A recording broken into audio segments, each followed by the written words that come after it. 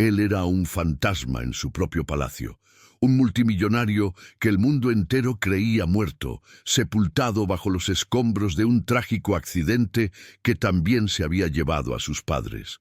Javier de la Torre, ahora oculto bajo el humilde nombre de Mateo, vivía entre las sombras de la mansión de la Torre, una tumba de lujo y polvo que él mismo había elegido como su exilio. A kilómetros de distancia, en un barrio donde la esperanza se compraba a plazos, Elena Morales luchaba con uñas y dientes por la vida de su hermano pequeño, cuya enfermedad exigía un tratamiento que ella jamás podría pagar. Desesperada, respondió a un misterioso anuncio que ofrecía una suma astronómica por un trabajo insólito: limpiar una mansión abandonada. No sabía que estaba a punto de limpiar el mausoleo del hombre que la contrataría. La contrató para que ordenara los restos de su propia vida, para que sacudiera el polvo de los recuerdos que lo atormentaban. Él, el heredero, fingiendo ser un simple casero. Ella, la mujer desesperada que veía en ese trabajo su única salvación. Desde el primer momento en que la vio, Javier sintió cómo la luz de Elena comenzaba a agrietar los muros de su oscuridad, mientras que ella solo veía a un hombre triste y solitario, ajeno al imperio de mentiras que lo rodeaba. ¿Qué harías si descubrieras que la persona de la que te estás enamorando es en realidad el fantasma que habita la misma casa que limpias? Pero antes de revelar cómo un simple trapo de limpiar podría desenterrar el secreto de un millonario, detente un segundo. Si crees que el destino es capaz de reescribir la más triste de las historias, pulsa el botón de me gusta y suscríbete ahora, porque lo que estás a punto de descubrir cambiará todo lo que piensas sobre la justicia y las segundas oportunidades. Cuando Elena cruzó por primera vez las imponentes y oxidadas rejas de la mansión de la Torre, un escalofrío le recorrió la espalda. El lugar era majestuoso y aterrador a partes iguales, un gigante dormido cubierto por un velo de abandono. Allí la recibió Mateo, un hombre de mirada perdida y pocas palabras, cuya tristeza parecía tan antigua como el propio polvo de la casa. Él le entregó las llaves y unas breves instrucciones, su voz apenas un susurro ronco. El conflicto se instaló de inmediato en el corazón de ambos. Elena sentía una mezcla de intimidación y una extraña compasión por ese hombre roto, mientras que Javier luchaba contra el impulso de expulsarla, de proteger su santuario de dolor de la vida y la esperanza que ella irradiaba sin siquiera intentarlo. Los días se convirtieron en semanas, y la mansión comenzó a respirar de nuevo bajo las manos cuidadosas de Elena. Ella no solo limpiaba la suciedad, sino que parecía estar desempolvando el alma del lugar.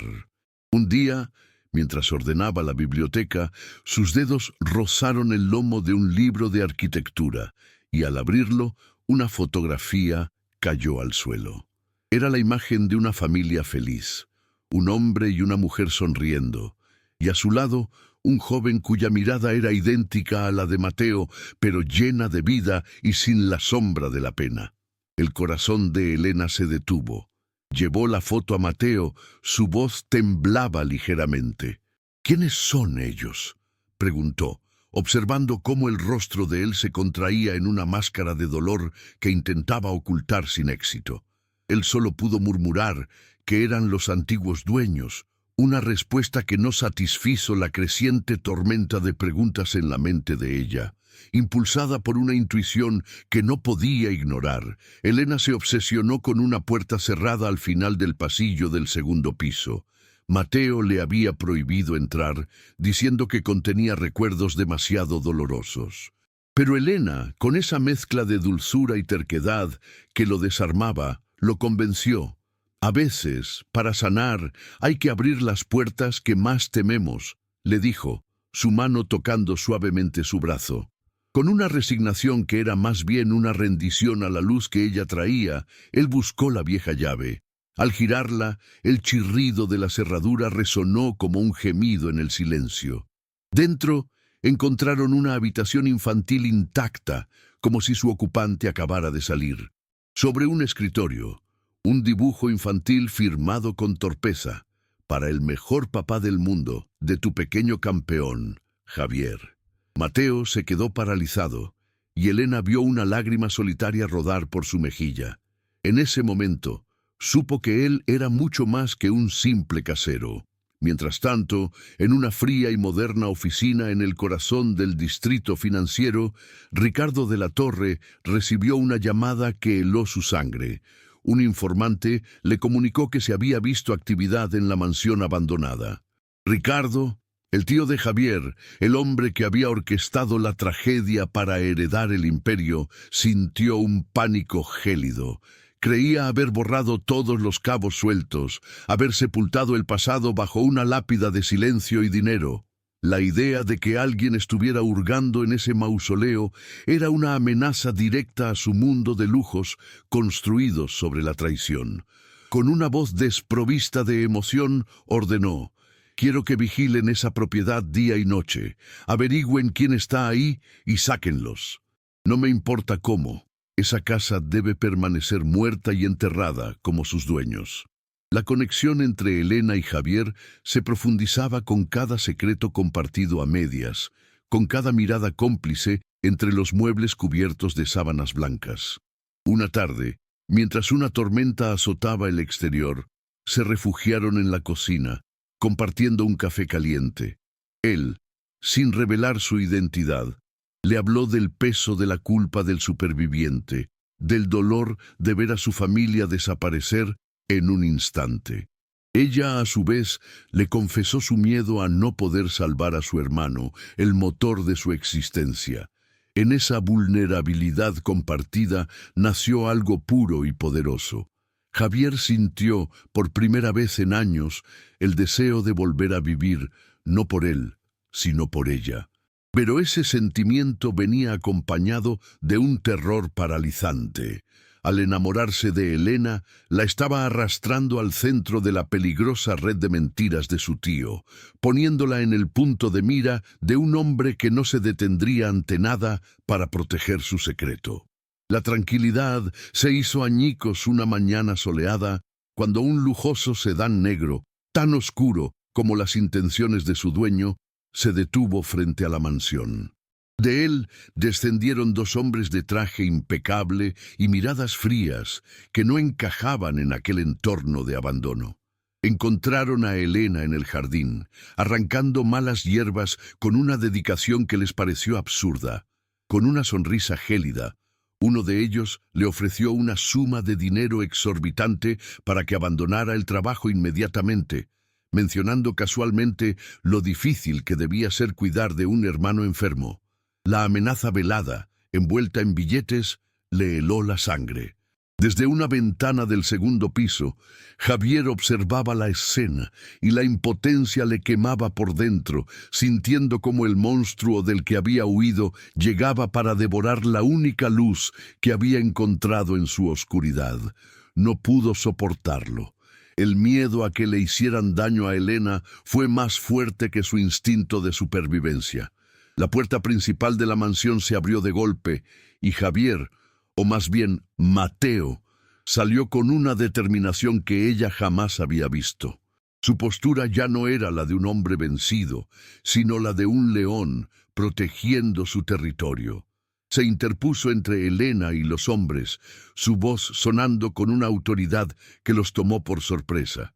«Ella trabaja para mí, y esta propiedad está bajo mi cuidado. Si no se marchan ahora mismo, llamaré a la policía y denunciaré su acoso».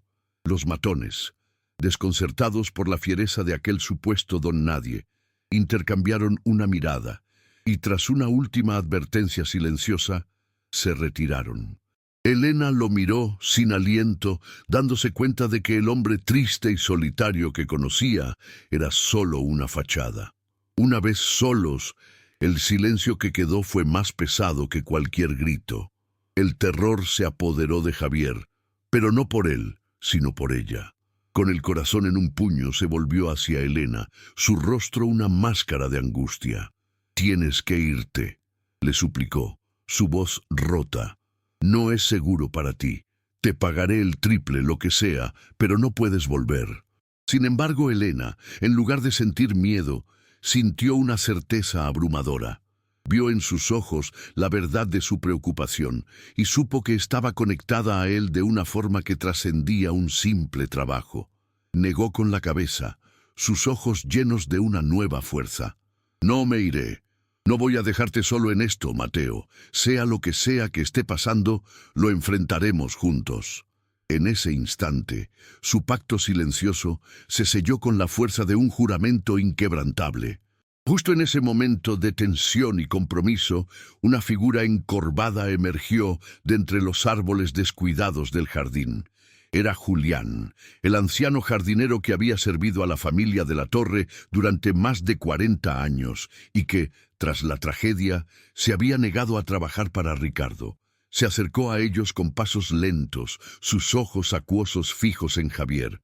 «Perdón por escuchar», dijo con voz temblorosa, «pero vi a esos hombres. Son de Ricardo». Hizo una pausa, reuniendo el coraje que le había faltado durante 2 años. «Joven señor, yo nunca lo creí. El día del accidente vi al señor Ricardo cerca del coche de sus padres, actuando de forma extraña. Llevaba una caja de herramientas, pero él nunca tocaba un motor». La revelación cayó como una bomba, dándoles la primera prueba tangible de que la tragedia no había sido un accidente, sino un asesinato. La confesión de Julián fue la chispa que encendió la pólvora en el alma de Javier. La pena que lo había paralizado durante 2 años se transformó en una furia helada, una necesidad visceral de justicia. Ya no se trataba solo de vengar a sus padres, sino de proteger a Elena, la mujer que le había devuelto el deseo de vivir. «Mi padre era un hombre precavido», dijo Javier, su voz resonando con una autoridad recién recuperada. «Siempre desconfió de mi tío. Si Ricardo planeó algo, mi padre debió haber dejado alguna prueba, algún seguro de vida». Sus ojos se clavaron en la puerta cerrada del despacho de su padre, un santuario que no se había atrevido a profanar. «Tenemos que buscar allí. Sé que la respuesta está en esa habitación». Entrar en el despacho fue como romper el sello de una tumba. El aire era pesado, impregnado con el aroma a tabaco de pipa y libros viejos, que era la esencia de su padre. Todo estaba exactamente como lo recordaba.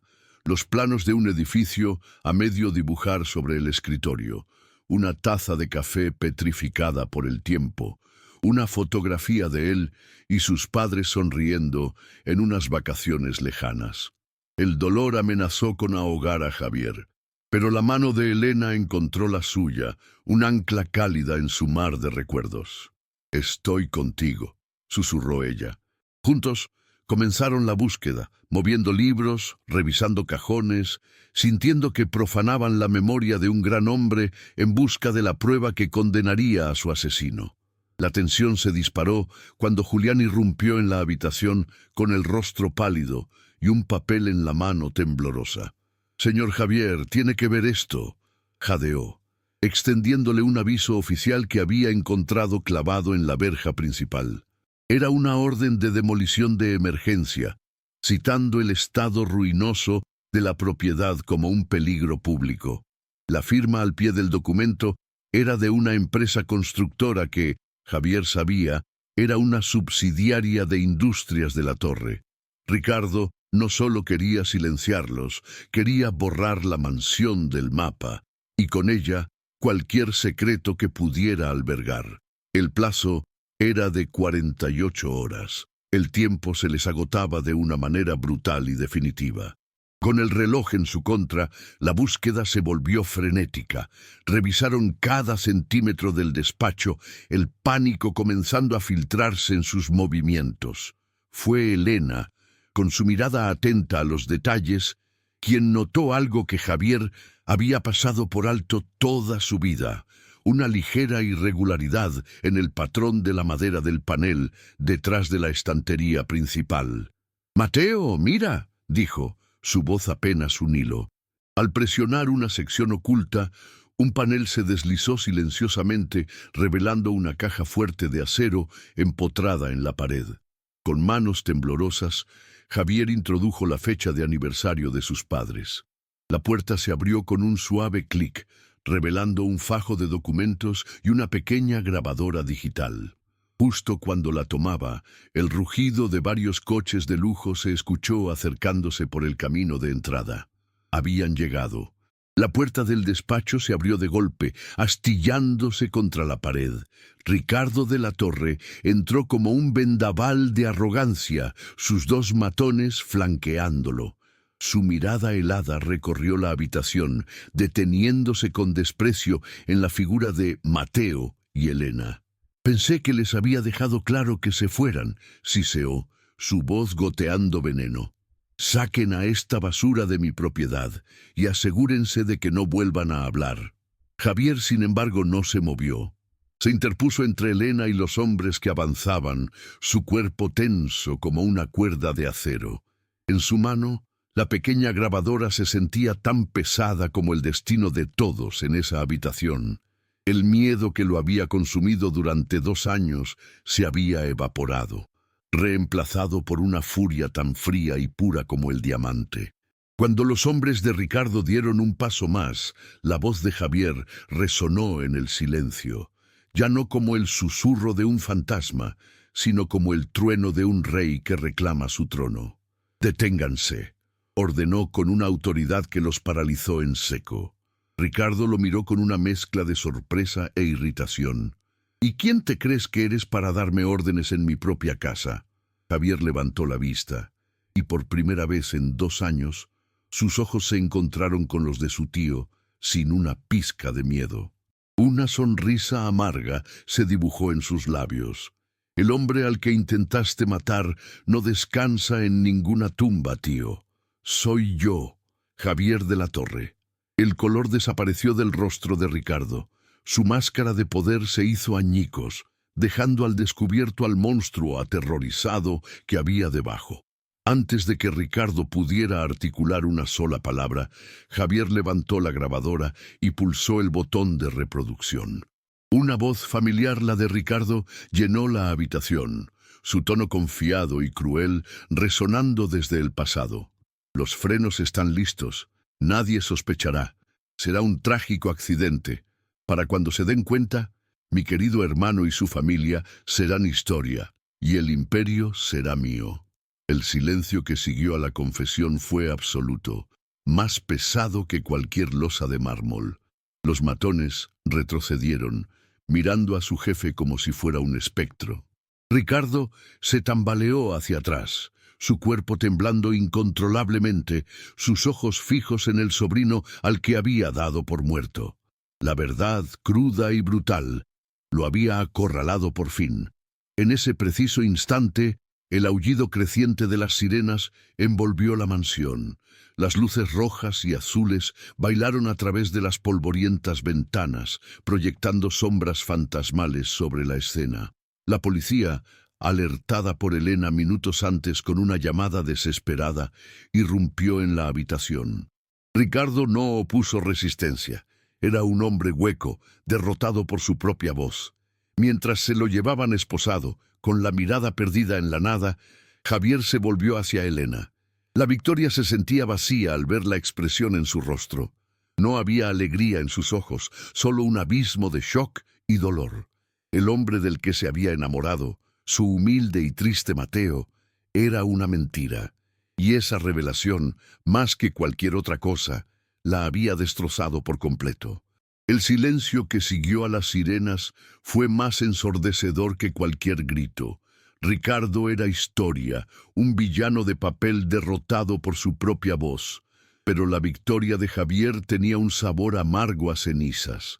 Se giró y encontró los ojos de Elena, y lo que vio en ellos lo destrozó más que 2 años de soledad.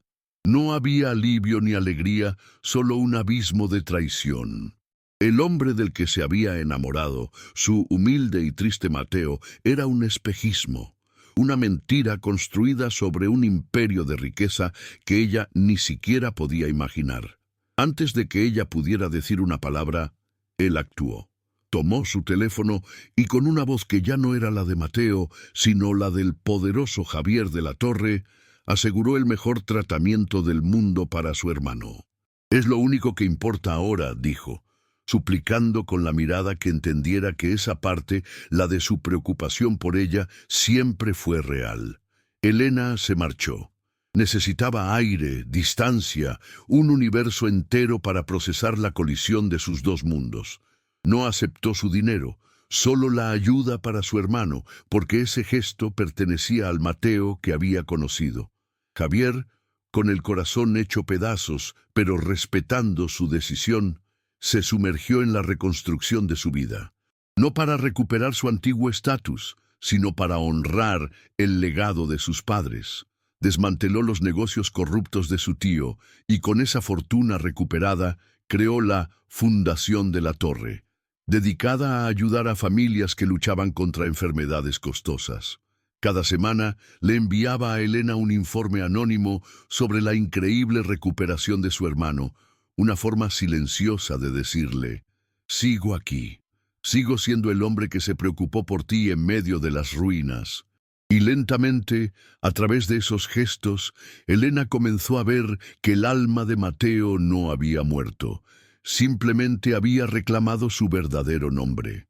Un año después, el sol se derramaba a través de los impecables ventanales de la mansión de la Torre, que ya no era un mausoleo de polvo y pena, sino un hogar vibrante y lleno de luz.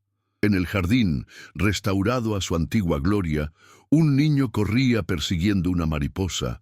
Su risa cristalina era la banda sonora de una vida salvada.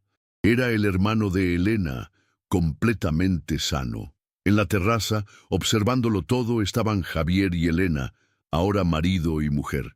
La mano de él descansaba sobre la de ella, un gesto de pertenencia silencioso y profundo. Después de meses de sanación y perdón, ella había regresado, no a la mansión de un millonario, sino al hogar del hombre que amaba. Él había derribado los muros de su prisión de dolor, y ella había aprendido que el amor verdadero puede sobrevivir a la más impactante de las verdades.